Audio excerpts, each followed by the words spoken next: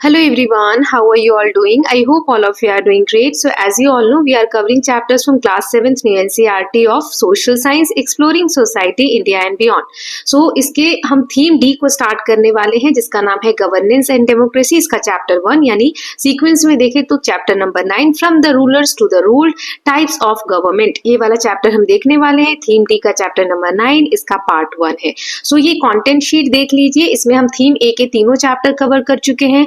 Theme B का first यानी chapter number 4 भी कवर कर चुके हैं। थीम डी का चैप्टर नंबर 9 हम स्टार्ट करने वाले हैं। सभी चैप्टर्स के एक्स्ट्रा नोट्स, एक्स्ट्रा वीडियोस जो हैं वो हम एक साथ देख लेंगे। चैप्टर 1 का ऑलरेडी मैं एक्स्ट्रा नोट्स, एक्स्ट्रा वीडियोस वाला पार्ट कवर कर चुकी हूँ। So I hope all of you have watched all the previous videos. If you haven't watched, please go through the links given in the description box. चलिए chapter को start करते हैं, देखते हैं चैप्टर का नाम क्या दिया हुआ है। From the rulers to the ruled, मतलब टाइप्स ऑफ गवर्नमेंट्स के बारे में हम पढ़ने वाले हैं। गवर्नमेंट कैसे फंक्शन करती है, गवर्नमेंट के क्या पावर्स है, कहाँ से पावर मिलती है, सारी चीजें हम समझने वाले हैं। जैसे यहाँ कौटिल्य के अर्थशास्त्र जो किताब है जो कौटिल्य ने लिखी है, जिसका ट्रांसलेशन यहाँ दिया गया है एक पार्ट, उसमें एलन रंगरंजन जी ने यहाँ पे ट्रांसलेशन किया है। देखिए पढ़ते हैं। और रूलर्स ड्यूटी, एक राजा जो होता है उसकी ड्यूटी क्या है? In the internal administration of the country are three fold. राजा की अपने प्रशासन को चलाने में 3 ड्यूटीज मेन होती हैं। पहला दिया हुआ है रक्षा करना, protection of state from external aggression. अपने आसपास के जो राज्य हैं, अभी के समय में जो देश हैं, उनसे कोई आक्रमण हो या किसी भी तरीके का अग्रेशन शो हो तो उस केस में अपने देश की रक्षा करना, ये पहली ड्यूटी हो गई। दूसरी है पालन करना, यानी maintenance of law and order with in the state. कुछ भी ऐसा ना हो जिससे कि अशांति फैले समाज में, लॉ एंड ऑर्डर, कानून व्यवस्था अच्छे से मैनेज हो, ये सारा काम करना भी राजा का जिम्मेदारी होती है। देन योगक्षेमा, इसका मतलब होता है safeguarding the welfare of people. Welfare यानी भलाई, लोगों की भलाई के लिए कार्य करना, ये भी राजा की एक ड्यूटी होती है। ओके, सो 3 हमने ड्यूटीज पढ़ी। पहला है रक्षा करना यानी कि प्रोटेक्शन, दूसरा हमने पढ़ा पालन करना यानी कि जो भी जरूरतें हैं या लॉ एंड ऑर्डर मेंटेन करना। देन योगक्षेमा, इसका मतलब क्या होता है? योगक्षेमा इसका मतलब होता है पालन, भलाई करना। Okay, do the welfare of the people. चलिए अब बिग क्वेश्चंस, मतलब इस चैप्टर को समझने के लिए हम कौन कौन से क्वेश्चंस का आंसर करने वाले हैं वो दिया हुआ है यहाँ पर। Let me change the colour ताकि आपको अच्छे से दिख सके। What are the different types of government, government के क्या क्या टाइप्स होते हैं। Where do government get their power from, जो गवर्नमेंट काम करती है उस काम को करने के लिए पावर कैसे दी गई है। कोई भी व्यक्ति उठ के कोई काम क्यों नहीं कर लेता? कोई रूल बनाना है तो कोई भी व्यक्ति क्यों नहीं बना लेता? उसके लिए गवर्नमेंट को कुछ पावर दी गई है कि गवर्नमेंट ही वो रूल बना सकती है, गवर्नमेंट ही कुछ काम है जो कर सकती है। तो ये पावर दी किसने है, कहाँ से मिलती है, ये चीजें जानेंगे चैप्टर में।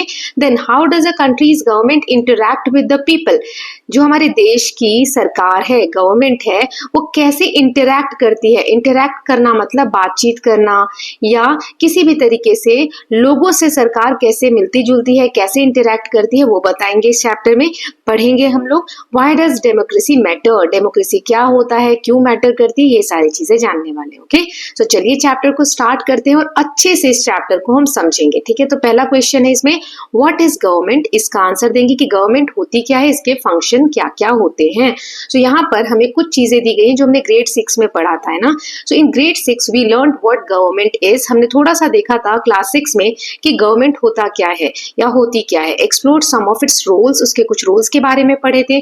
गवर्नमेंट एक इंपॉर्टेंट रोल प्ले करती है हमारी लाइफ में। अगर गवर्नमेंट ना हो तो हमारी लाइफ जो अभी है उससे कुछ अलग होगी। सो ये जो रोल है, इंपॉर्टेंट रोल, उसमें से कुछ नीचे दिए गए हैं। जैसे सोसाइटी में लॉ एंड ऑर्डर मेंटेन करना, मतलब कानून व्यवस्था बनाकर रखना। Ensuring peace, stability and security of the people, लोगों की रक्षा करती है गवर्नमेंट। समाज में स्टेबिलिटी लाते हैं, मतलब लॉ एंड ऑर्डर मेंटेन है तो समाज में सभी लोग पीसफुल तरीके से रह सकते हैं ना। Then managing relationship with other countries, हमारे अदर कंट्रीज, दूसरे कंट्रीज के साथ क्या रिलेशंस होंगे, वो रिलेशनशिप मेंटेन करने में गवर्नमेंट रोल प्ले करती है। Taking care of national defence, हमारे देश की जो डिफेंस व्यवस्था है, आर्मी, नेवी, ये सब जो है इसको मेंटेन करना। Delivering essential goods and services, जो भी सामान या जो भी सेवाएं ऐसी हैं जो बिल्कुल एसेंशियल है, एसेंशियल मतलब बहुत ज्यादा जरूरी है, उसकी भी लोगों तक पहुंच हो सके, ये कौन इंश्योर करता है? गवर्नमेंट। जैसे कि पढ़ाई हो गई, हेल्थ केयर हो गया या इंफ्रास्ट्रक्चर हो गया। Managing the economy and economic activities, जो अर्थव्यवस्था होती है किसी देश की, उसको मैनेज करना भी गवर्नमेंट का काम होता है। Then working for the welfare and improving people life, जो लोगों की लाइफ है उसको सुधारना, कैसे, लोगों की भलाई के लिए कार्य करके। वेलफेयर मतलब मैंने अभी आपको बताया। तो अभी देखा आपने, जो हमने कौटिल्य का एक कोट पढ़ा, वैसा ही कुछ गवर्नमेंट का आज के समय में हम रोल देख पा रहे हैं, जैसा कि कौटिल्य के समय में किसी राजा का हुआ करता था, है ना। चलिए अब आगे देखते हैं। So let's explore. Do you remember this picture from grade 6 textbook? The government also has many other rules, try to list out them. देखिए यहाँ पर ये जो इमेजेस दी गई हैं, ये हमने ग्रेड 6 में पढ़ी थी कि गवर्नमेंट के ही पार्ट है, क्या क्या रोल है, जैसे डिफेंस हो गया, हेल्थ केयर हो गया, ये ट्रैफिक कंट्रोलर्स हो गए, ये कोई आपदा आती है, जैसे लास्ट चैप्टर में हमने एनडीए के बारे में पढ़ा था, है ना, ये सब भी देखा था हमने। फिर स्कूल हो गई, जो भी हमने हेल्थ केयर देखा वो ये रहा, एजुकेशन सिस्टम, फिर न्याय व्यवस्था बनाने के लिए कोर्ट्स का व्यवस्था होना चाहिए, पोस्टमैन आप यहाँ देख सकते हैं। तो ये सारे काम गवर्नमेंट के अंदर आते हैं। तो in grade 6 we learn that India has a democratic form of government. हमने ग्रेड 6 में पढ़ा था कि इंडिया में डेमोक्रेसी है, डेमोक्रेटिक फॉर्म ऑफ गवर्नमेंट है। अब ये क्या होता है? जिसमें लोगों द्वारा शासन किया जाए, है ना, पीपल इन्वॉल्व हो देश की गवर्नमेंट को चलाने में या देश की गवर्नमेंट को बनाने में। सो वो होता है democracy. Like India, many countries have a democratic government. India जैसे और भी कंट्रीज है जहां पर डेमोक्रेटिक फॉर्म ऑफ गवर्नमेंट है। डेमोक्रेसी के बारे में आगे और डिटेल में दिया है। तो इंडिया में तो डेमोक्रेसी है, but some countries have other forms of government. कुछ कंट्रीज में डेमोक्रेसी है, लेकिन कुछ कंट्रीज ऐसी हैं जिसमें डेमोक्रेसी नहीं है, बल्कि अदर फॉर्म्स हैं, दूसरे टाइप की गवर्नमेंट्स हैं, जिसके बारे में आगे पढ़ेंगे। Even all democratic governments are not exactly the same. अब जैसे इंडिया में डेमोक्रेसी है, और भी कंट्रीज है यहाँ पर, कुछ भी एग्जाम्पल आप ले लीजिए, तो उसमें भी मान लो डेमोक्रेसी। तो ऐसा नहीं है कि इंडिया की डेमोक्रेसी और इस कंट्री की डेमोक्रेसी बिल्कुल सेम होगी, नहीं, ये भी अलग अलग तरीके की हो सकती है। Okay, so in this chapter we will learn about various forms of government, how they differ from each other and how they function. तो यही इस चैप्टर में हम पढ़ने वाले हैं कि कैसे एक देश की जो सरकार है वो दूसरे देश से अलग होती है, ठीक है, और वेरियस इसके अलग अलग टाइप्स कौन से है गवर्नमेंट के, तो ये सब पढ़ने वाले हैं। चलिए, तो आगे जो कॉन्सेप्ट दिया है, व्हाट इज डेमोक्रेसी, डेमोक्रेसी क्या होता है उसके बारे में, और इंडिया में जो डेमोक्रेसी हम परफॉर्म करते हैं उसके बारे में एक स्कूल के एग्जाम्पल के थ्रू समझाया गया है। देखिए, as we studied in grade 6, democracy is best understood as rule of the people. अभी मैंने आपको बताया डेमोक्रेसी को हमें अच्छे से समझना है, तो इसका मतलब होता है लोगों का शासन। This means that source of power and authority in a democracy are people of country. So democracy जो गवर्नमेंट है, इसमें पावर किससे मिलती है गवर्नमेंट को? लोगों से, पीपल से, ठीक है। गवर्नमेंट अगर अच्छा नहीं करेगी तो अगले साल इलेक्शन होंगे, तो गवर्नमेंट जो लोग हैं उस गवर्नमेंट को वोट नहीं करेंगे, तो सरकार हार जाएगी, है ना। तो इसीलिए सारा जो पावर है वो लोग देते हैं गवर्नमेंट को फंक्शन करने के लिए, और अथॉरिटी भी, है ना। सो मेन पावर किसकी होती है इसमें? लोगों की होती है, पीपल की होती है। Okay, let's understand this with the example of a school. So लोग तो शासन कर ही नहीं रहे ना। अब जैसे मेरे बारे में क्या होगा, मेरा फ्यूचर क्या होगा, मैं तो किसी के और के डिसीजन नहीं ले रही ना, मैं सिर्फ अपनी लाइफ का डिसीजन ले रही हूँ। गवर्नमेंट जैसे अभी जो भी गवर्नमेंट है सेंटर में या स्टेट में, वो पूरे लोगों के बारे में, पूरे देश के बारे में सोचती है। मैं तो ऐसा नहीं कर रही हूँ, तो फिर मैं कैसे पावर दे रही हूँ गवर्नमेंट को? एज अ पीपल, मतलब लोग इंपॉर्टेंट है डेमोक्रेसी में, तो कैसे इंपॉर्टेंट है? तो यही सब चीजें हम स्कूल के एग्जाम्पल से समझने वाले हैं। चलिए रीड करते हैं। अ school is full of activities and thing that must be done. ये जो स्कूल होता है, इसमें बहुत सारी एक्टिविटीज करनी होती हैं जो बहुत जरूरी होती हैं करना। Many day to days task need to be managed and things need to be organize. बहुत सारे दिन प्रतिदिन के काम होते हैं जिनको मैनेज करवाना होता है ऑर्गेनाइज तरीके से। फॉर एग्जाम्पल, कुछ एग्जाम्पल दिए हैं स्कूल में कौन कौन से काम होते हैं। टाइम टेबल बनाना, है ना, और उसको फॉलो करवाना, बच्चों से स्पोर्ट्स की एक्टिविटीज कराना, उनको ऑर्गेनाइज कराना, food to be serve during lunch time, अगर मिड डे मील वाली व्यवस्था है तो लोगों को लंच टाइम में क्या खाना देना है बच्चों को, ये सब डिसाइड करना। यूटेंसिल्स टू बी क्लीन, जो बर्तन वगैरह यूज हुए उनको क्लीन करवाना। Speakers to be decided for morning assembly, morning में जो असेंबली होती है, प्रेयर्स वगैरह होते हैं, उस वक्त कौन प्रेयर्स को कंडक्ट करेगा या कौन स्पीच वगैरह देगा, वो स्पीकर्स का पता करना। Activities to be arranged for no bag days, किसी किसी दिन स्कूल में ऐसा होता है ना कि कहते हैं आज बैग लेकर नहीं आना है, सो उस दिन कौन कौन सी एक्टिविटीज बच्चों से करानी है, ये सब काम और भी बहुत से होते हैं। तो ये क्या है, the list is very long in terms of all that needs to be done in a school. ये कुछ ही काम है, ऐसे बहुत से काम होते हैं जो स्कूल के डेली लाइफ में या दिन प्रतिदिन हमें करवाने पड़ते हैं मैनेजमेंट को, राइट। आगे पढ़ते हैं। So, with so many things to be done, the head teacher realized that a student committee should be appointed so that students can be part of making the relevant rules to get all this done. अब ये जो इतनी सारी चीजें हैं कि करना है, तो हेड टीचर ने क्या डिसाइड किया कि हम स्टूडेंट्स की कमिटी बना लेते हैं। कमिटी यानी ग्रुप ऑफ स्टूडेंट्स, है ना, या कमिटी ऑफ समथिंग। तो स्टूडेंट्स कमिटी है, मतलब इस कमिटी के पार्ट कौन होंगे? स्टूडेंट्स होंगे, है ना।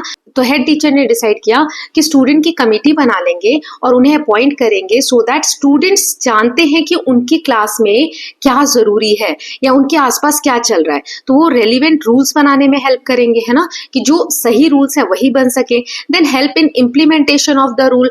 अगर रूल्स बन जाते हैं तो जिन बच्चों ने कमिटी में पार्टिसिपेट किया है वो सब इंश्योर करेंगे कि सभी उन रूल्स को फॉलो करें। इम्प्लीमेंटेशन मतलब पूरा करवाना, और इंश्योर करेंगे that rules are being followed, बच्चे उसको फॉलो भी करें। So the question before head teacher was who will be part of committee. लेकिन इतनी सारी क्लासेस हैं, सब में बच्चे बहुत सारे हैं, तो किसको कमिटी का पार्ट बनाए हेड टीचर, ये सोच में पड़ गई। किसी को भी तो उठा के नहीं बना सकते, सारे बच्चे एक जैसे नहीं होते हैं। सो किसको चुने हेड टीचर कमिटी का मेंबर बनने के लिए, वो एक डिसीजन लेना था। So head teacher discuss this in assembly. जब प्रेयर हुई तो उसमें हेड टीचर ने पॉइंट रखा। She propose that it would be good if some students can take responsibility of these task. उन्होंने कहा कि बच्चे अगर रिस्पॉन्सिबिलिटी ले ले तो ये अच्छा रहेगा, है ना। असेंबली हम ये कमिटी हम बना लेंगे तो ये अच्छा रहेगा। So student committee should be formed. एक स्टूडेंट कमिटी हमें बनानी चाहिए।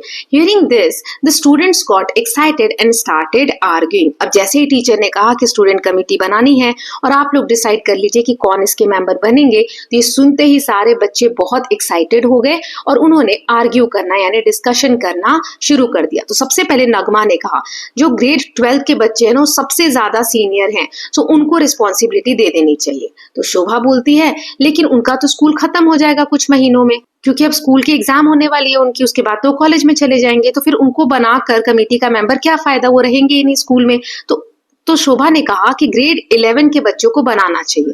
तो गुरप्रीत कहता है if the students of only one grade will take care of everything then how will they know about the problems that other grades face. So जैसे अगर मान लो 11th के बच्चे को बना देते हैं, 12th के बच्चों को हम कमेटी में डाल देते हैं, तो अगर सिर्फ एक ही ग्रेड के बच्चों को हम कमेटी का मेंबर बनाएंगे, लेट्स से 11th का बना दिया, तो इस बच्चे को या इन बच्चों को क्या पता कि क्लास 7th में क्या चल रहा है, क्लास 8th में क्या क्या प्रॉब्लम्स आ रही है, क्लास 9th में क्या क्या प्रॉब्लम्स आ रही है, राइट। तो ये सारी कुछ प्रॉब्लम्स रहेंगे कि वो बच्चे सभी क्लासेस को रिप्रेजेंट नहीं करते, उनको नहीं पता कि बच्चों की क्या प्रॉब्लम्स है इन क्लासेस में, राइट। सो ये तीनों में से कोई भी सही डिसीजन नहीं है। तो फिर क्या हुआ आगे देखते हैं। सो ये जो सिचुएशन है, एक्साइटिंग सिचुएशन आ गई। अब स्टूडेंट्स ने 3 ऑप्शंस निकाले। क्या निकाले? पहला निकाला कि सारे लोग जो स्कूल में हैं वो पार्ट बन जाए कमेटी का, ठीक है, और रिस्पॉन्सिबिलिटी ले लें। तो आप एक बात बताओ, सारे लोग मिल जाएंगे तो किसकी बात कौन सुनेगा? सब सोचेंगे मेरी बात को मानना चाहिए, है ना। सो ये क्योस हो जाएगा, ये ठीक तरीका नहीं है। Then head teacher chooses students herself for the committee. अब हेड टीचर ने खुद ही डिसाइड कर लिया कि ये बच्चे कमिटी में जाएंगे। तो आपको लगता है कि ये सही डिसीजन है? नहीं। क्यों? हेड टीचर किनको चुने? उन्हें तो पता ही नहीं। वो रेंडमली अगर किसी को चुन लेंगी तो क्या पता वो स्टूडेंट सही ना हो कमिटी के लिए, है ना, या फिर वो अपने फेवरेट को चुन लेंगी, कुछ भी ऐसा हो सकता है ना। तो सारे बच्चे उनकी बात नहीं मानेंगे। Then last is students choose their representative through voting and chosen representative become the members of committee. अब ये काम बच्चों को दिया जाना चाहिए थर्ड ऑप्शन में, है ना। ये थर्ड वाला ऑप्शन में क्या कह रहे हैं कि जैसे क्लास 7th है, क्लास 7th में बहुत सारे बच्चे हैं, इन बहुत सारे बच्चों ने डिसाइड किया कि इनमें से ये वाला व्यक्ति जो है, एक कोई पर्सन कोई सा भी, ये इस क्लास के लिए मॉनिटर जैसे बनाते हैं ना, वैसे एक रिप्रेजेंटेटिव बन जाएगा। रिप्रेजेंटेटिव मतलब इस क्लास को रिप्रेजेंट करेगा कि कोई भी समस्या इस पर्टिकुलर क्लास की है तो ये बच्चा जाके बताएगा कमेटी में। तो ऐसे ही क्लास 7 से एक बच्चा चला गया या 2 बच्चे चले गए, फिर एक क्लास 8th ने भी अपने में से एक कोई व्यक्ति को चुन लिया, तो उसी को हम कहते हैं रिप्रेजेंटेटिव। ओके, सो आपको क्या लगता है इन तीनों में से सबसे बेस्ट तरीका कौन सा है? मुझे तो ये थर्ड वाला लग रहा है। है ना, क्योंकि देखो क्लास 7 से एक बच्चा जाएगा तो वो अपनी क्लास की प्रॉब्लम्स बताएगा, क्लास 8 से एक जाएगा तो वो अपनी प्रॉब्लम्स बताएगा, इजंट इट? सो क्वेश्चन भी दिया है, which of the 3 methods do you think is most effective and why? So सबसे इफेक्टिव मेथड कौन सा होगा, इसका आंसर आगे तो अब देख लेते हैं इसका आंसर। तो फर्स्ट मेथड में सीम अपीलिंग, पहला वाला जो मेथड है कि पूरा स्कूल ही इन्वॉल्व हो जाए, ये अच्छा तो लग रहा है कि सभी लोग पार्ट लेंगे, but if every student in school is part of committee it will be difficult to reach decisions and manage implementation effectively. जो मैंने आपको बताया कि अगर सारा स्कूल पार्टिसिपेट करने लगेगा तो किसकी बात मानी जाएगी, सब अपना अपना क्वेश्चन उठाएंगे, सब अपना अपना ऑप्शंस देंगे, है ना, तो इसीलिए सही तरीका नहीं है। दूसरे वाले ऑप्शन में हेड टीचर अगर किसी को सेलेक्ट कर लेंगे, so many students will not have a role and won't have way to ensure that their voices are heard regarding what they need and want। अब टीचर किसी को चुन लेंगी तो इसमें ये भी प्रॉब्लम है कि जो बच्चे चुने जाएंगे वो सबको रिप्रेजेंट नहीं करेंगे, वो कुछ ही बच्चे होंगे, उनको सारी कंडीशंस नहीं पता होंगी, isn't it? तो ये जो तीसरा मेथड है, however in the third method students from each grade, वो हर ग्रेड से एक एक रिप्रेजेंटेटिव चुन सकते हैं अपने में से, है ना, then someone they believe will effectively advocate for their class needs। वो ऐसे बच्चे को चुन सकते हैं जो कि उन्हें विश्वास हो कि वो उनकी क्लास की जो नीड्स है, प्रॉब्लम्स है, उनको अच्छे से रिप्रेजेंट करेगा, right? So this representative will serve on the committee, meaning the student committee will consist of representatives from each grade। so इसका मतलब क्या हुआ कि ये जो student committee होगी इसमें हर grade के students मिलकर part बनेंगे। okay, so this approach is a democratic way to choose representative and form a committee। यही तरीका हम अपने देश में भी डेमोक्रेटिक इलेक्शंस में यूज करते हैं। सो इस फॉर्म में हम अपने रिप्रेजेंटेटिव को चुनते हैं जो हमारे बिहाफ पे हमारे नीड्स को, हमारी जरूरतों को फ्रंट में रखता है और कमिटी बनती, ठीक है। तो ये एक तरीका हो गया। अब आगे देखिए यहाँ पर क्या दिया हुआ है, think about it. The school example helps us to understand the concept of representation. School के एग्जाम्पल ने हमें ये वाला कॉन्सेप्ट कि रिप्रेजेंटेटिव्स क्या होते हैं वो समझाया और ये वर्क कैसे करते हैं ये समझाया। However the students committee is different from parliamentary and legislative committee as class representative in a school are quite different from MPs, that is member of parliament, and MLAs, that is member of legislative assembly। so what are these differences? Discuss with your teacher in the classroom and make a list। देखिए, class में एक monitor बना लिया, हर class का एक monitor बना लिया या एक लीडर बना लिया, रिप्रेजेंटेटिव बना लिया, और इन लोगों ने मिलकर क्या बनाई, एक कमिटी बना ली, ठीक है। लेकिन ये जो कमिटी है, मैंने अभी आपको कहा कि हमारे देश में भी हम ऐसे ही नेता चुनते हैं। लेकिन ये जो एमपी चुने जाते हैं या एमएलए चुने जाते हैं, एमपी एमएलए क्या होता है ये सब आगे आने वाला है। एमपी यानी मेंबर ऑफ पार्लियामेंट और एमएलए यानी मेंबर ऑफ लेजिस्लेटिव असेंबली, जो स्टेट लेवल पे होते हैं। ये जो पर्सन्स हैं इनमें क्या डिफरेंस है, तो बहुत सारे डिफरेंसेस होते हैं, वही हमें डिस्कस करना है। तो यहाँ जैसे एक सैंपल आंसर मैं दे रही हूँ, इस तरीके से कुछ हो सकता है कि इलेक्शन, स्कूल के रिप्रेजेंटेटिव यानी बच्चे को कमिटी के लिए चुनने के लिए ये तरीका सिंपल यूज हुआ है कि हर क्लास में से एक बच्चा चुन लिया, कम लोग हैं। लेकिन एमपी एमएलए को चुनने के लिए इलेक्शंस होते हैं नेशनल और स्टेट लेवल पे, ठीक है। फिर पावर क्या होती है, स्टूडेंट कमिटी की लिमिटेड पावर है, वो उसी स्कूल में अपनी पावर यूज कर सकते हैं, वो उसी क्लास में अपनी पावर यूज कर सकते हैं। लेकिन एमपी एमएलए के पास बड़े डिसीजंस लेने का पावर होता है। फिर अकाउंटेबिलिटी मतलब की रिस्पॉन्सिबिलिटी, स्टूडेंट्स जो है वो रिपोर्ट करेंगे टीचर को, एमपी एमएलए जो होते हैं वो पब्लिक को रिपोर्ट करते हैं। जैसे कैसे, एमपी कोई चुन लिया, हमने वोट दिया और एमपी किसी को बना दिया, अगर वो सही से काम नहीं करेगा तो क्या पब्लिक उसको नेक्स्ट इलेक्शन में वोट करेगी? नहीं करेगी। तो ये किसको आंसर करेंगे, एमपी एमएलए काम क्यों करते, कहीं रोड बनवा दी, कहीं कोई व्यवस्था करवा दी, ताकि लोगों को जवाब दे सके कि आपने मुझे चुना है या आपके थ्रू में आया हूं तो मैं आपके लिए काम कर रहा हूं। ओके, स्कोप क्या होता है, स्कूल कमेटी वर्क करेगी विद इन स्कूल, वो स्कूल के अंदर वर्क करेगी, लेकिन एमपी एमएलए पूरे देश के लिए या पूरे राज्य के लिए काम करते हैं। बेसिस क्या है, स्कूल के रूल्स जो होते हैं वही गाइड करते हैं स्टूडेंट कमेटी को। ऐसा नहीं है इस स्कूल के जो रूल्स हैं वो दूसरे वाले स्कूल्स के बच्चों को मानना पड़ेगा, नहीं, जो जिस स्कूल का है वो वहीं तक लिमिटेड होता है। लेकिन कॉन्स्टिट्यूशन जो हमारा संविधान है, एक संविधान पूरे देश में लागू होता है और पूरे देश के एमपी एमएलए के ऊपर वही रूल अपनाया जाता है। ओके, तो ये हो गया आंसर। इस तरीके से लिख सकते हैं कि एमपी एमएलए चुनने में और स्कूल की कमेटी चुनने में जो हमने रिप्रेजेंटेटिव चुने उसमें क्या डिफरेंसेस हो सकते हैं। ओके, चलिए अब आगे देखते हैं। Functions of functions of government, अब गवर्नमेंट चुन ली, इसके काम क्या है? So previously we discuss the various roles of the government plays in our life similar to the responsibilities of a student committee in school. Just like the school committee, a government must create necessary rules, implement them and ensure that everyone follows these rules. These three responsibilities are known as function of government. जैसे अभी school की committee बनी कि कुछ rules follow करवाने हैं, कुछ काम करवाने हैं, ऐसे ही government must create necessary rules. Government को रूल्स बनाने पड़ते हैं, उन रूल्स को पूरा करना पड़ता है और ये भी इंश्योर करना होता है कि सभी लोग उन रूल्स को फॉलो करें. ठीक, तो ये तीन काम हो गए. तो उन्हीं को तीन फंक्शन में बांटा गया है.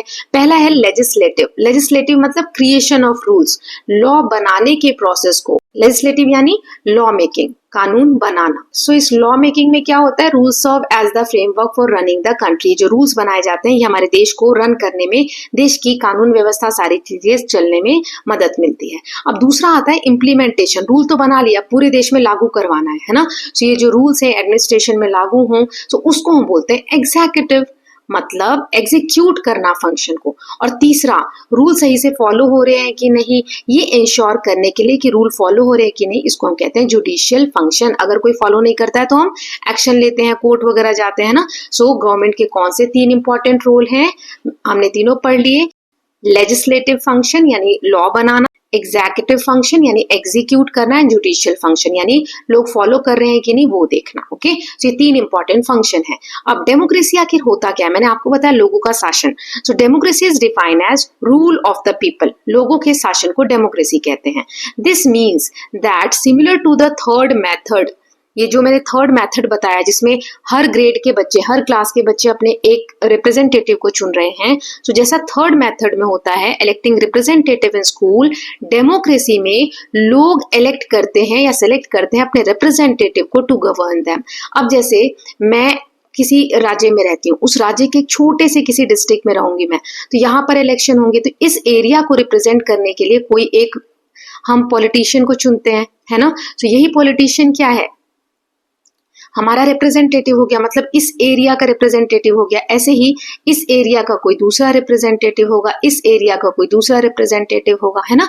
हम ये क्यों करते हैं, छोटे छोटे हिस्सों में क्यों बांटा है? क्योंकि पूरे एरिया को अगर एक ही नेता को या किसी को दे दिया जाए तो मैनेज करना टफ होगा, इसीलिए हम छोटे छोटे एरियाज में डिवाइड कर देते हैं, है ना. इनको हम कॉन्स्टिट्यूएंसीज बोलते हैं, आगे आप पढ़ेंगे.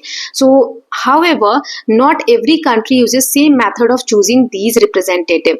हम तो रिप्रेजेंटेटिव चुनते हैं और वो सारे रिप्रेजेंटेटिव मिलकर फिर देश में, पूरे देश में राज्य व्यवस्था संभालते हैं, लेकिन हर देश में ऐसा नहीं होता. We will explore this topic in more details in following sections. आगे के sections में इसको हम और डिटेल में जानने वाले. नाउ अब आगे दिया है, डू यू नो, एक फैक्ट दिया है यहाँ पे. म्यूरल का मतलब दिया है. म्यूरल मतलब होता है लार्ज पेंटिंग और art work created directly on wall और सीलिंग. छत पे, सीलिंग मतलब छत या वॉल पे इस तरीके से डायरेक्ट पेंटिंग बना दी जाए, इसे हम म्यूरल पेंटिंग बोलते हैं. ये पेंटिंग दी गई है 1896 में बनाई गई है ये mural by painter Vedder called government from the Library of Congress USA. Vedder ने बनाया है ये, ठीक है. सो इब्राहिम लिंकन जो थे वो यूएस के प्रेसिडेंट थे in the 19th century, late 19th century. Describe, उन्होंने डेमोक्रेसी को कैसे डिस्क्राइब किया? डेमोक्रेसी को उन्होंने कहा it is government of people, by the people, for the people. तो इसका तीनों का मतलब क्या हुआ? गवर्नमेंट ऑफ द पीपल मतलब लोगों का शासन, बाय द पीपल मतलब लोगों के द्वारा बनाया गया शासन, और फॉर द पीपल मतलब लोगों के लिए शासन. सो इब्राहिम लिंकन के हिसाब से डेमोक्रेसी क्या है? ऐसा गवर्नमेंट या ऐसा तरीका जिसमें देश को लोग चला रहे हैं, लोगों द्वारा चलाया जा रहा है, लोगों के लिए चलाया जा रहा है, और लोग खुद व्यवस्था कर रहे हैं जिसमें उनका प्रशासन किया जा सके. ठीक है. तो ये जो फ्रेज है कि government of people, by the people, for the people, ये आज भी बहुत ज्यादा यूज किया जाता है और रेलिवेंट है. ओके, चलिए अब आगे देखते हैं. What makes government different? अब गवर्नमेंट को अलग कौन बनाता है? अभी हमने पढ़ा कि एक तो हो गया रिप्रेजेंटेटिव फॉर्म ऑफ गवर्नमेंट, है ना. सो क्या चीजें हैं जो गवर्नमेंट को अलग अलग बनाती हैं? So government of any country evolves over time. इसका मतलब क्या है? ऐसा नहीं कि जो पुराने समय में हमारे देश में चल रहा था वही आज भी चल रहा होगा, नहीं. सिस्टम अलग अलग है गवर्नमेंट के, ये समय के साथ साथ इवॉल्व हुआ है, डेवलप हुआ है, ग्रो हुआ है. Since countries have their own history, culture and aspiration, it is natural that governments of different countries are different. हर देश का अपना एक इतिहास रहा है, उसमें अपने कल्चर रहे हैं, उसी हिसाब से वहाँ की जो गवर्नमेंट है, वहाँ के जो सरकार प्रशासन है, उसको विकसित होने में अलग अलग तरीके लगे हैं और अलग अलग तरीके की गवर्नमेंट हम देख सकते हैं अलग अलग देश में, है ना. So let's look at some aspects that can make one form of government different from another.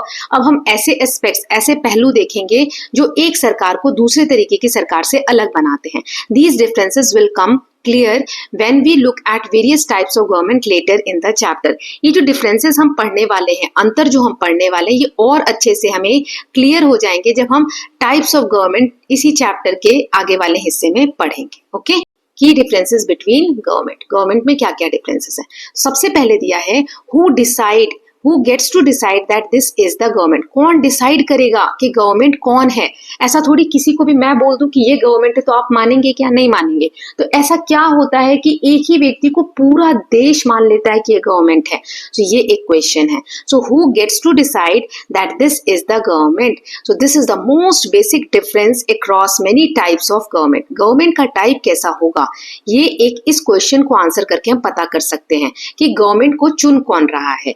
Who और what says that this is the government of a country, या हमारे देश की ये सरकार है, ये कौन बोलता है, कौन बताता है. दैट इज हु और what gives the government it's authority and power. जो उस गवर्नमेंट को चलाने के लिए या वर्क करने के लिए अथॉरिटी देता होगा और पावर देता होगा, वही डिसाइड करेगा. तो इंडिया के केस में अभी मैंने आपको बताया कौन देता है गवर्नमेंट को authority and power, people of the country, है ना. सो फॉर एग्जाम्पल, इंडिया का यहाँ एग्जाम्पल दिया है, democracy like India, it is the people of country who decide and are the source of authority, while in theocracy एक अलग type की government होती है. सो इंडिया जैसे डेमोक्रेटिक कंट्री में लोग डिसाइड करते हैं कि कौन अथॉरिटी दे रहा है गवर्नमेंट को, तो लोग दे रहे हैं.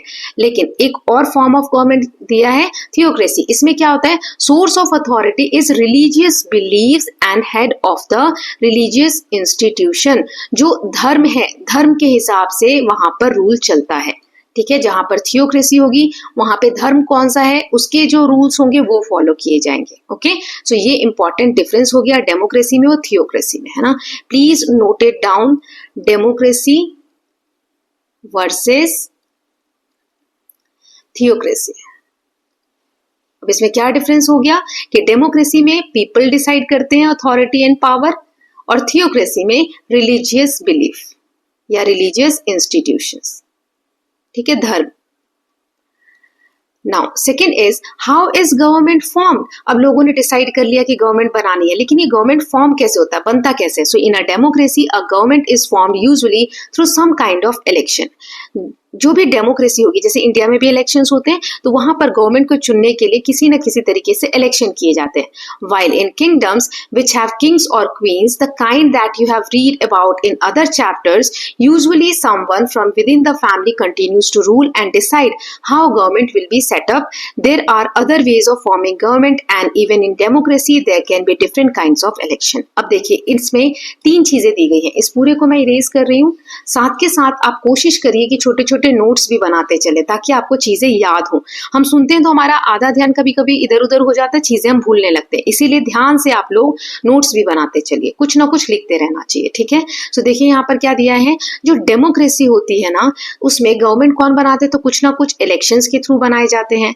लेकिन जो ऐसा जगह हो जहाँ किंगडम हो, किंगडम यानी राजा रानी अभी भी हैं, तो वहां पर ऐसा नहीं है कि इलेक्शन होंगे. वहां पर क्या होता है कि मान लो कि ये किंग है ना, तो इस किंग का जो बच्चा होगा, जो बॉय होगा या गर्ल होगी, जो भी वहां पर चलता है, वही आगे चलकर किंग या क्वीन बन जाएंगे, है ना. जैसे ब्रिटेन में होता है, ब्रिटेन की महारानी है ना, एलिजाबेथ वगैरह जो हमने पढ़ा है. तो ये क्या है कि इसी फैमिली का कोई ना कोई आगे चलकर किंग बनेगा. तो यहाँ तो कोई इलेक्शन हो ही नहीं रहे, है ना. यहाँ पर जनरेशन वाइज चेंज हो रहा है. तो यही चीजें हमने अदर चैप्टर्स में भी पढ़ेंगे. Now usually someone within the family, यही मैंने आपको बताया, continues to rule and decide how the government will set up. Family से कोई ना कोई बनेगा. तो ये डिफरेंस हो गया डेमोक्रेसी में और किंगडम में. किंगडम यहाँ मोनार्की भी बोल सकते हैं. ठीक है, तो यहाँ सेकंड पॉइंट में हमने क्या पढ़ा, डेमोक्रेसी वर्सेस किंगडम. अच्छा, जो इंडिया में इलेक्शन होते हैं, मैंने बोला डेमोक्रेसी कुछ ऐसी है जैसे इंडिया जैसी, वहां पे इलेक्शन होते हैं रूलर को चुनने के लिए, लेकिन कुछ ऐसे भी देश हैं जहां पर डेमोक्रेसी तो है लेकिन इलेक्शन का जो तरीका है वो अलग है। डिफरेंट काइंड्स ऑफ इलेक्शंस होते हैं, क्या क्या है कैसे हैं वो सब आगे दिया हुआ है। चलिए थर्ड वाला पॉइंट देखते हैं, what are the different parts of government and what do they do. Government के अलग अलग पार्ट्स क्या हैं, और वो क्या क्या काम करते हैं। तो मैंने बताया 3 रोल होते हैं, जैसे लेजिस्लेटिव, देखिए यहाँ दिया हुआ है, लेजिस्लेटिव, एग्जीक्यूटिव एंड जुडिशरी, है ना। ये तीनों मिलकर अपना काम परफॉर्म करते हैं बाय टोटली इंडिपेंडेंट बॉडी और बाय द सेम बॉडी। ये तीनों जो है लेजिस्लेटिव, यहाँ मैं लिख रही थी, इसको कंप्लीट कर देती हूँ, है ना, इसको मैं एल से दिखा रही हूँ, लेजिस्लेटिव, एग्जीक्यूटिव एंड जुडिशरी। इनकी जो बॉडीज होती हैं, मतलब ये जो इंस्टीट्यूशंस हैं, ये अलग अलग काम करते हैं, इंडिपेंडेंट होते हैं। So any government has many parts of system and these worry across different types of government. अलग अलग गवर्नमेंट होते हैं, अलग अलग सिस्टम होते हैं। फॉर एग्जाम्पल जो 3 फंक्शन हमने पढ़े थे गवर्नमेंट के, legislative, executive and judiciary, can be performed by totally independent bodies और बाय द सेम बॉडी। कोई एक जना भी ये तीनों काम कर सकता है और 3 अलग अलग इंस्टीट्यूशंस भी हो सकते हैं इनको काम करने के लिए। System to decide how the government will work can be written down in book of fundamental rules of country called constitution, which is what happens in most democracy, or it can be decided by king or queen as it happens in monarchies, government of king or queens. So अब ये तो ठीक है, मैंने बोला 3 function है government के, तो 3 बॉडी होती है काम करने के लिए। सो फंक्शंस क्या क्या थे, लेजिस्लेटिव, एग्जीक्यूटिव एंड जुडिशरी, ये तीनों थे। अब इन तीनों को वर्क करने की जो बॉडी है वो इंडिपेंडेंट हो सकती है, मतलब एक दूसरे से अलग अलग काम कर सकती है, या फिर सेम बॉडी तीनों काम कर सकती है कि लेजिस्लेटिव यानी रूल भी बना दिया, लॉ भी बना दिया, एग्जीक्यूटिव मतलब उसको पूरा भी कर दिया, और जुडिशरी यानी उसको फॉलो भी करवा दिया। ठीक है, तो ये चीज हो गई। अब ये जो सिस्टम है कि ये जो गवर्नमेंट हमने डिसाइड कर दिया काम करने के लिए, इनको पावर जो भी फॉलो कर रहे हैं रूल्स वो कहाँ है, तो या तो हो सकता है कि उस देश में गवर्नमेंट कैसे काम करेगी उन रूल्स को लिख दिया गया है, रिटन डाउन है, उसको हम क्या कहते हैं, उस बुक को fundamental rules of country. Basic जो रूल्स होने चाहिए, कानून होने चाहिए, वो लिख दिए गए हैं, और जिस बुक में ये कानून लिखे गए हैं, ये फंडामेंटल ड्यूटीज लिखी गई हैं, उसको ही हम क्या बोलते हैं, कॉन्स्टिट्यूशन यानी संविधान। ठीक है, ये बहुत सारी डेमोक्रेसीज में संविधान होते हैं, एक रूल बुक होती है जिसमें कॉन्स्टिट्यूशन या रूल्स लिखे गए होते हैं। लेकिन कुछ कंट्रीज जैसे कि जो राजा रानी वाली कंट्रीज हैं, जैसे किंग है, क्वीन है, ब्रिटेन का हम एग्जांपल ले लेते हैं, तो वहां पे रूल लिखे हुए नहीं है ना। सो मोनार्की डिसाइड करती है। अभी मैंने आपको बताया था पिछले पेज में कि किंगडम भी बोलते हैं, मोनार्कीज भी बोलते हैं ना। So as it happens in monarchies, so यही लोग डिसाइड करते हैं किंग और क्वीन की क्या रूल होगा, कैसे गवर्नमेंट वर्क करेंगे। ओके, सो किसकी गवर्नमेंट होती है, गवर्नमेंट ऑफ किंग्स और क्वींस, राइट। ये हो गया 2 डिफरेंस है ना, डेमोक्रेसी में और मोनार्कीज में रूल कैसे फॉलो होते हैं। तो जो डेमोक्रेसीज होती है, मोस्ट ऑफ द डेमोक्रेसीज में रिटन फॉर्म ऑफ एक बुक होता है जिसमें रूल्स लिखे गए होते हैं। इस किताब को हम रूल बुक बोलते हैं या कॉन्स्टिट्यूशन बोलते हैं। और जो राजा रानी वाला जो गवर्नमेंट है यानी मोनार्कीज जो है, उसमें रूल्स जरूरी नहीं है कि लिखे हुए हों। ठीक, अब चौथा पढ़ लेते हैं। So what is government working for, what goals is it trying to achieve. ये जो गवर्नमेंट है ये किसके लिए काम कर रही है, उनका गोल क्या है, मकसद क्या है, क्यों, क्या अचीव करना चाहती है। So government are design to work toward certain values and ideals. कुछ ऐसी चीजें हैं जिसके लिए गवर्नमेंट वर्क करती है। सरकार चुनी गई तो कुछ आइडियल्स होंगे, कुछ उद्देश्य होंगे, कुछ नैतिकता होगी कि ये काम करने हैं लोगों के लिए, सड़कें बनवानी है, लोगों को पानी, अच्छे साफ पानी की व्यवस्था करवानी, कुछ भी गोल्स हो सकते हैं। तो कुछ वैल्यूज होते हैं, ये वर्ड्स आपको याद होने चाहिए, और कुछ आइडियल्स होते हैं, है ना, कि ये चीजें पूरी करवानी है, इसके लिए गवर्नमेंट वर्क करती है। Okay, some governments like the government of India, ये बहुत इंपॉर्टेंट टर्म्स है, please write it down. So कुछ जो गवर्नमेंट होती है जैसे गवर्नमेंट ऑफ इंडिया है, are design to work towards equality and prosperity for all. So India के केस में क्या वैल्यूज और आइडियल्स हैं कि हमें सबकी इक्वालिटी, सबको बराबर देखना है, सबकी प्रोस्पेरिटी यानी सब समृद्ध हो, सब भले हो, अच्छे से काम कर सके, अपनी लाइफ में अच्छे से जीवन यापन कर सके, गवर्नमेंट को ये इंश्योर कराना है। So while some other governments में be design design only for prosperity of some families और ग्रुप्स। लेकिन कुछ गवर्नमेंट ऐसी होती हैं जो ऐसी बिल्कुल भी नहीं है जैसे इंडिया में। इंडिया में ये वाला टर्म बहुत इंपॉर्टेंट है, क्या कि सबकी भलाई के लिए, सबको बराबर का अधिकार देने के लिए गवर्नमेंट को काम करना है। कुछ गवर्नमेंट्स ऐसी बनाई जाती हैं कुछ कुछ देश में जो किसी पर्टिकुलर ग्रुप की प्रोस्पेरिटी, सिर्फ उसकी ही भलाई के लिए वर्क करती है। Okay, so there are differences between different forms of government based on these 4 major aspects. तो ये 4 तरीकों से हमने देखा कि गवर्नमेंट के बीच में कैसे डिफरेंसेस आते हैं, है ना, कि वो काम कैसे करती है। कोई मोनार्की है, कोई डेमोक्रेसी है, डेमोक्रेसी में भी इलेक्शंस के अलग अलग टाइप्स होते हैं। तो ये 4 तरीके से हम बता सकते हैं कि गवर्नमेंट में क्या क्या डिफरेंसेस हैं, but there could be other kind of differences. So let us now look at some types और फॉर्म्स ऑफ गवर्नमेंट। कुछ और भी डिफरेंसेस हो सकते हैं, तो उसको जानने के लिए हम फॉर्म्स ऑफ गवर्नमेंट के बारे में पढ़ते हैं कि गवर्नमेंट के टाइप कितने होते हैं। चलिए स्टार्ट करते हैं। So democratic governments around the world. जो डेमोक्रेटिक फॉर्म ऑफ गवर्नमेंट है, मैंने बताया कि हमारे इंडिया में डेमोक्रेसी है, डेमोक्रेसी ही और भी कंट्रीज में है, लेकिन जरूरी नहीं है कि वहां की डेमोक्रेसी इंडियन डेमोक्रेसी के बिल्कुल सेम हो, है ना। So democracy is most popular form of government in the modern world. Democracy जो होती है वो इंडियन मॉडर्न वर्ल्ड में मतलब आज के समय में बहुत ज्यादा पॉपुलर है। In this part of the chapter we will see that there are different kinds of democratic government. Before we get into differences, we should know that there are some fundamental principles of any democracy. So India में जो democracy use हो रही है, वैसे ही अलग अलग country में बहुत सारे टाइप्स की डेमोक्रेसी यूज होती है या अलग अलग फॉर्म्स ऑफ गवर्नमेंट होते हैं। उनको समझने से पहले कुछ ऐसे प्रिंसिपल्स हम डिस्कस करेंगे कि डेमोक्रेसी के प्रिंसिपल क्या होते हैं। जैसे किसी भी देश में डेमोक्रेसी है तो वहां पे रूल क्या होगा कि कोई किसी भी जाति का है, किसी भी भाषा को बोलने वाला है, उसके लिए इक्वालिटी होगी। इक्वालिटी यानी सब बराबर हैं, है ना, सबके लिए सोचना है। तो वही कुछ यहाँ पर फंडामेंटल प्रिंसिपल्स दिए हुए हैं, मूल्य दिए हुए हैं, वो हम पढ़ेंगे। तो जैसे equality, so in a democracy means that every person has right to be treated equally. हर व्यक्ति का, यहाँ देखो इक्वल का साइन दिया है, डेमोक्रेटिक कंट्री में हर व्यक्ति का अधिकार है, राइट, देखो लिखा है यहाँ राइट। राइट मतलब होता है अधिकार। हर व्यक्ति का अधिकार है कि वह इक्वल ट्रीट किया जाए, देश में उसको इक्वल ट्रीटमेंट दिया जाए। It also means that everyone should have equal access to facilities like education, health and that everyone is equal before the law. बहुत इंपॉर्टेंट टर्म आ रहे हैं, अगर आपने ध्यान से नहीं समझा तो यही चीजें आपको पॉलिटी जो बच्चों को टफ लगती है वो इसीलिए लगती है।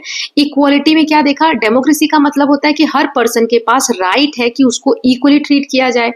इट ऑल्सो मीन्स, इसका और क्या मतलब है कि सबके पास इक्वल एक्सेस हो, मतलब कोई गरीब है, अमीर है, तो उसको भी पढ़ाई का एक्सेस हो बराबरी से, कि वो भी पढ़ सकता है। ऐसा नहीं कि कुछ एक पर्टिकुलर यही लोग हैं जो पढ़ सकते हैं, नहीं, पूरे देश में ऐसा कोई पर्टिकुलर ग्रुप नहीं है, सबको अधिकार है कि वो पढ़ाई कर सकते हैं। इसीलिए तो जो पैसे वाले हो सकता है प्राइवेट स्कूल में जाए, लेकिन जिनके पास पैसे नहीं है वो शिक्षा तो उनको देनी ही है सरकार को, है ना, सब बराबर है, तो उसके लिए गवर्नमेंट स्कूल्स हैं, राइट। ऐसे ही हेल्थ केयर की व्यवस्था, प्राइवेट हॉस्पिटल्स हैं लेकिन गवर्नमेंट हॉस्पिटल्स भी हैं। And that everyone is equal before the law, बहुत इंपॉर्टेंट टर्म है। इक्वल बिफोर द लॉ मतलब कानून व्यवस्था जो है, जैसे कोर्ट्स जो होते हैं वो सबके लिए समान है। ऐसा नहीं है कि कोई अमीर है तो उसने कोई गलती की, उसके पास पैसा है तो उसको छोड़ दिया जाएगा, नहीं। लॉ यानी कानून की नजरों में सब बराबर होते हैं, इक्वल बिफोर द लॉ, कानून की नजरों में सब बराबर होते हैं, राइट।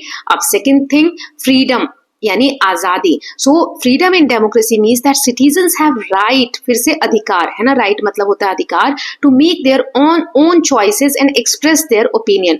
लोगों के पास अपने हिसाब से जीने का, अपने हिसाब से कुछ भी चुनने का, अपने ओपिनियंस रखने का पूरा राइट होता है, अधिकार होता है डेमोक्रेसी में, फ्रीडम होता है।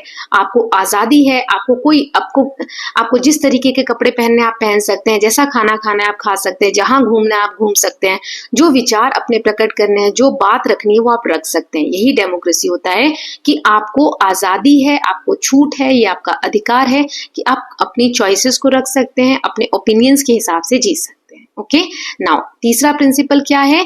Representative participation. अभी मैंने बताया पूरा देश जाके पार्टिसिपेट नहीं करेगा, वो ऐसे छोटे छोटे पार्ट्स देश के कर देते हैं और उसमें एक एक लीडर हम चुन देते हैं। इस तरीके से मैं आपको समझाना चाहती हूँ ना। So it means that every person has a right to choose and elect their representative.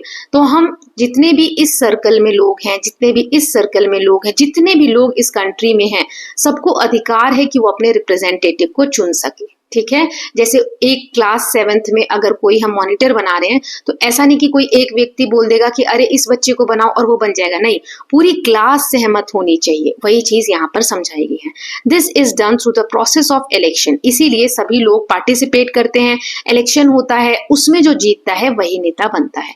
Elected representative become a part of legislature. So ये जो इलेक्टेड रिप्रेजेंटेटिव होते हैं, जो इलेक्शन के थ्रू चुने गए हैं, वही क्या होते हैं? लेजिस्लेचर का यानी लॉ मेकिंग जो बॉडी है उसका पार्ट बनते हैं, जो नियम कानून बनाने होते हैं उसका पार्ट। ठीक, ये हो गए 3 फंक्शंस हमने पढ़ लिए। कौन कौन से पढ़े? एक सेकेंड ये इरेज कर देती हूँ मैं। पहला हमने पढ़ा इक्वालिटी, कि सभी लोगों को अधिकार है कि वो सब बराबरी से ट्रीट किए जाए। फिर है फ्रीडम, हमें आजादी है अपने ओपिनियंस को रखने के, अपने चॉइसेस को रखने के। रिप्रेजेंटेटिव पार्टिसिपेशन मतलब हमें इलेक्शन का राइट मिलता है और उसके थ्रू हम लोगों को रिप्रेजेंटेटिव को चुनते हैं, है ना, और इसमें सभी पार्टिसिपेट कर सकते हैं और ये फिर लेजिस्लेचर का पार्ट बनते हैं। तो ये 3 हमने प्रिंसिपल्स पढ़ लिए डेमोक्रेसी के। आगे और दिए हुए हैं, देख लेते हैं। यूनिवर्सल एडल्ट फ्रेंचाइज, तो देखो UAF, इसका मतलब क्या है? यूनिवर्सल एडल्ट फ्रेंचाइज, इसका मतलब होता है, सिंपल भाषा में आप याद कर लो, राइट टू वोट। ये लिखा हुआ राइट टू वोट, यानी वोटिंग का जो अधिकार है। देखो आप लोग जाते हो क्या इलेक्शन में वोट देने? नहीं, तो ये कुछ ही लोगों को दिए गए हैं ना ये राइट। तो कौन से वो लोग हैं? सो UAF यानी universal adult franchise, it grant every citizen above a certain age the right to vote to choose their representative. जो वोटिंग प्रोसेस होता है, इलेक्शन होता है, तो उसमें कुछ एज ग्रुप, तो जैसे इंडिया के केस में क्या है वो 18 साल, अगर आप 18 साल के हैं या उससे बड़े हैं तो आप जाके वोटिंग में पार्टिसिपेट कर सकते हैं। पेन टैब हैंग हो रहा है, just give me a second. So आप 18 साल के हैं तो जाके पार्टिसिपेट कर सकते हैं वोटिंग प्रोसेस में। राइट टू वोट आपको मिला हुआ है under the thing universal adult franchise. ये एक और प्रिंसिपल है डेमोक्रेसी का। Now next is fundamental right, मतलब हर नागरिक का कुछ मूल राइट्स हैं जो दिए गए हैं। राइट्स यानी अधिकार, है ना, कई बार बता चुकी हूँ। तो कुछ ऐसे अधिकार हैं जो हर नागरिक के पास होते हैं डेमोक्रेसी में। सो fundamental rights of a citizen, जैसे कि राइट टू इक्वालिटी, सबको बराबर यानी समानता का अधिकार हो। अभी हमने पहला वाला पॉइंट ये पढ़ा था। फिर राइट टू फ्रीडम, मैंने बताया था कि अपना जो आपका चॉइस है वो रखने का अधिकार हो, अपने ओपिनियंस को बताने का अधिकार हो। और यहाँ पे किस चीज का फ्रीडम हो? Speech and expression. आप जो बोल रहे हैं, ऐसा नहीं कि किसी के डर से आप कोई बात ना रखें, आप रख सकते हैं ना। तो ये आपको फ्रीडम है, अपने जो भी बातें हैं उसको व्यक्त करने का आपको राइट दिया गया है। Right against exploitation. एक्सप्लॉयटेशन मतलब जैसे कि कोई गरीब है, ठीक है, उसका कोई मिसयूज करे, उससे काम करवा ले और उसको पैसे ना पे करे, जैसे बंधुआ मजदूर वगैरह बोलते हैं, ऐसा कोई एक्सप्लॉयटेशन ना हो। सो इसके अगेंस्ट भी फंडामेंटल राइट्स डेमोक्रेसी में होते हैं। फंडामेंटल राइट्स का हिंदी में नाम होता है मौलिक अधिकार। जो बेसिक राइट्स है हर मनुष्य के पास होने चाहिए, ऐसे ही कुछ राइट्स जो है वो डेमोक्रेसी में लोगों को मिले होते हैं। सिटीजन यानी नागरिक, ठीक है, सिटीजन यानी नागरिक। सॉरी मैं कुछ टर्म्स जो है वो बताना भूल जाती हूँ, आई होप आप लोग अब लिख लेंगे इसको। नागरिक जो लोग हैं किसी देश के, सो उन लोगों को कुछ मौलिक अधिकार दिए गए हैं, जैसे राइट टू इक्वालिटी, बराबर का अधिकार यानी समानता का अधिकार, फ्रीडम मिली हुई है स्पीच और एक्सप्रेशन से, राइट अगेंस्ट एक्सप्लॉयटेशन, उनका कोई मिस यूज ना कर सके, ये सारे जो है प्रोवाइड किए जाते हैं to give the protection in a democracy. ठीक है, फिर नेक्स्ट है हमारा इंडिपेंडेंट जुडिशरी। मैंने आपको बताया था कि गवर्नमेंट के 3 रोल है, लेजिस्लेटिव, 3 बॉडीज है ना, लेजिस्लेटिव, एग्जीक्यूटिव एंड जुडिशरी, है ना। तो ये जो तीनों हैं, हमने देखा था कि इंडिपेंडेंट होकर काम कर सकते हैं, है ना। तो यही कहा गया है कि जुडिशरी जो है वो इंडिपेंडेंट होती है, ये एक दूसरे के काम में हस्तक्षेप नहीं करते हैं, इनके अलग अलग रूल्स डिसाइड हैं। तो ये जो जे है जुडिशरी, जो न्याय व्यवस्था है, वो किसी पर निर्भर नहीं है, वो इंडिपेंडेंट है। ये क्या इंश्योर करती है? That every citizens fundamental rights, ये जो अभी हमने राइट्स पढ़े, ये सभी राइट्स जो है प्रोटेक्ट हों। अगर किसी के साथ एक्सप्लॉयटेशन हो रहा है तो वो व्यक्ति क्या कर सकता है? कोर्ट जा सकता है ना, अपने फेवर में डिसीजन देने के लिए, अपने प्रति न्याय पाने के लिए। सो ये जो जुडिशरी है ये प्रोटेक्ट करती है सभी सिटीजन के फंडामेंटल राइट्स को, and that laws are followed by citizen and also by all parts of government. अब ये जो लॉज बने हैं, जो गवर्नमेंट ने बनाए हैं, वो सभी फॉलो करे। ये भी काम किसका होता है? जुडिशरी का। अगर आप कानून नहीं मानोगे तो आपको कोर्ट ले जाया जा सकता है ना। सो यही चीजें दी गई हैं। सो it is useful to remember that even these fundamental principles have evolved over time। ये जो fundamental principles अभी हमने पढ़े ना, जिसमें हमने पढ़ा equality, freedom of speech and expression, fundamental rights, universal adult franchise या इंडिपेंडेंट जुडिशरी, ये ऐसा नहीं है कि जब हमारा देश आजाद हुआ, कानून बना तो उस किताब में शुरू से ही लिखा हुआ है, ऐसा नहीं है। ये भी इवॉल्व हुए हैं। इवॉल्व होना मतलब धीरे धीरे समय के हिसाब से ये चीजें जो है वो डेवलप हुई हैं। ठीक है, सो वही लिखा हुआ है। फॉर एग्जाम्पल, इंडिया के केस में, India provided universal adult franchise meaning the right to vote in election to all adults from the very beginning of Indian republic in 1950। India में जो वोटिंग का अधिकार हमने अभी जो पढ़ा, ये यूनिवर्सल एडल्ट फ्रेंचाइजी यानी voting rights, right to vote है ना, अभी मैंने आपको बताया, यहाँ लिखा भी है राइट टू वोट। ये जो है, जब हमारा देश आजाद हुआ 1950 में, हमारा कॉन्स्टिट्यूशन यानी संविधान लागू हुआ, तब से ही लोगों को ये राइट्स दे दिए गए थे। लेकिन कुछ कंट्रीज ऐसे हैं ऑन द अदर हैंड, जैसे कि स्विट्जरलैंड है, इनके देश में जो कानून बना उसमें शुरू से सभी को वोटिंग के राइट नहीं थे। विमेन, जो औरतें हैं, उनको बाद में मिले ये राइट्स। कब मिले? 1971 में।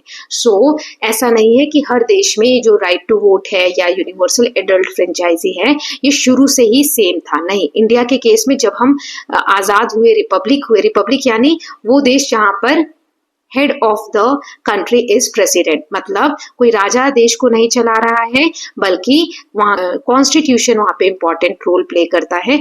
सो 1950 में जो कॉन्स्टिट्यूशन हमने अडॉप्ट किया, उसमें तभी से हमने हर मेल और फीमेल जो 18 साल से ज्यादा उम्र के, उनको वोटिंग राइट्स दिए गए हैं। ओके, सो एवरी सिटीजन, जो भी नागरिक है 18 साल से बड़े हैं, वो वोट दे सकते हैं। So clearly the above principles are ideals. ये सारे एस्पिरेशंस हैं, आइडियल्स है कि ऐसा हमारे देश में होना चाहिए, जो भी हमने 4-5 पॉइंट्स पढ़े। Not all democracies are able to put them in practice, but equally clearly it is important for citizen to keep these ideals in front of them। देखो, कुछ ideals ऐसे हैं जो पूरे तो सरकार करना चाहती है, लेकिन अभी रिसोर्सेज ऐसे नहीं है या अभी ऐसी व्यवस्था नहीं है जिसकी वजह से पूरी तरीके से इम्प्लीमेंट नहीं हो पा रहे हैं ना। लेकिन ये जो आइडियल्स हैं, ये लोगों के अधिकार हैं, ये लोगों को पता होने चाहिए, और सिटीजन्स को इन आइडियल्स को गवर्नमेंट के सामने फ्रंट में रखना चाहिए, है ना। सो ये कुछ प्रिंसिपल्स के बारे में हमने पढ़ा। सो वीडियो बहुत लेंथी हो गई है, इसका पार्ट 1 हमने देख लिया है, आगे के चैप्टर को हम पार्ट 2 में देखेंगे। Okay, so I hope you are loving these videos. If you are doing so, please like and share it, and don't forget to subscribe Kalyan TV channel for more such videos. Thank you so much.